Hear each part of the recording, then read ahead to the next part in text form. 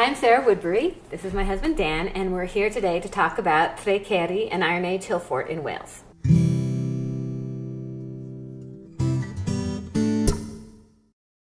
So we're talking about the Celts again. We talked about basically some background on the Celts, about Bulk of the Vine you talked about last week, and now Trer. And I gotta say that some of these sites are my favorite ones to visit. And I remember coming to Trer and getting out of the car and looking up. So we're standing beneath the Iron Age hill fort of Trer, and our plan is to hike to the top.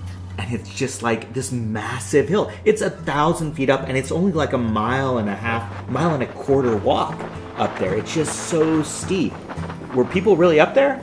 People were really up there, and then really hill fort, right? Yeah, so hill fort. This is what an Iron Age hill fort looks like. Circular huts. So Trer in particular, they're made of stone. Mm-hmm. It can be made of other things if they weren't as available.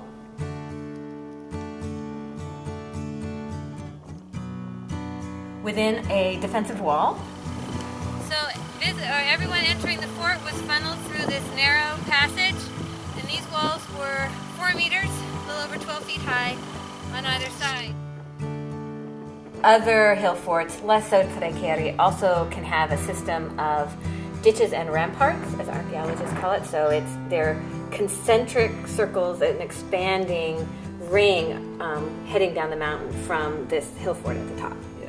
So I guess what I'm asking, if people were really up there, I mean, I know obviously they built this, but was it like the Welsh castles? Did they just retreat to it when they were being attacked from outside, or? It seems they really lived there, at least for some portion of the time.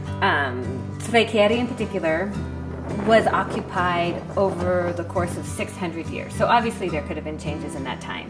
It started out around 200 BC as 20 huts, these round stone huts with a turf roof or a thatch roof within a stone wall. By 400 AD, when it was eventually abandoned, so occupied throughout the entire Roman period, it was 150 stone circular huts surrounded by not only the initial defensive wall, but a secondary defensive wall that actually also protected pens for stock and their spring. They had a water source up at the top of that mountain. Yeah, I guess they'd need one.